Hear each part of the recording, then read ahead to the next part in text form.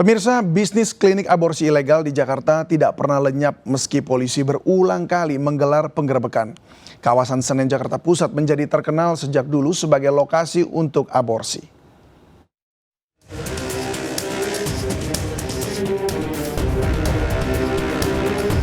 Klinik aborsi ilegal di kawasan Raden Saleh, Jakarta Pusat kian meresahkan masyarakat.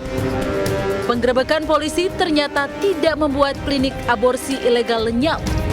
Dalam kurun waktu 4 tahun, polisi menggerebek 4 lokasi praktek klinik aborsi ilegal di Jakarta. Februari lalu, polisi menggerebek praktek klinik aborsi ilegal di Jalan Paseban Raya, Jakarta Pusat. 3 pelaku ditangkap polisi usai mengaborsi 2 pasien. Ketiganya yakni dokter, bidan, dan seorang pegawai bagian pendaftaran merupakan residivis untuk kasus yang sama. Pengawasan terhadap klinik aborsi ilegal sudah seharusnya diperketat sehingga praktek haram ini tidak kembali bermunculan. Berdasarkan hasil data yang kita dapat pada saat itu, yang kita ungkap di daerah Paseban, Jakarta Pusat. Saya sudah pernah menyampaikan bahwa ini memang daerah situ hampir rata-rata masyarakat sudah banyak yang tahu dan memang kita butuhkan di sini adalah informasi dari masyarakat.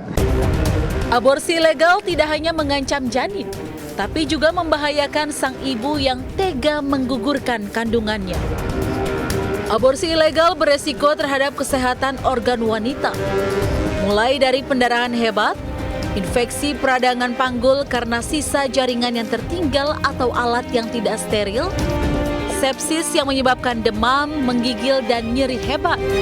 Bahkan, aborsi ilegal juga menyebabkan kerusakan pada rahim, kanker serviks, hingga kematian.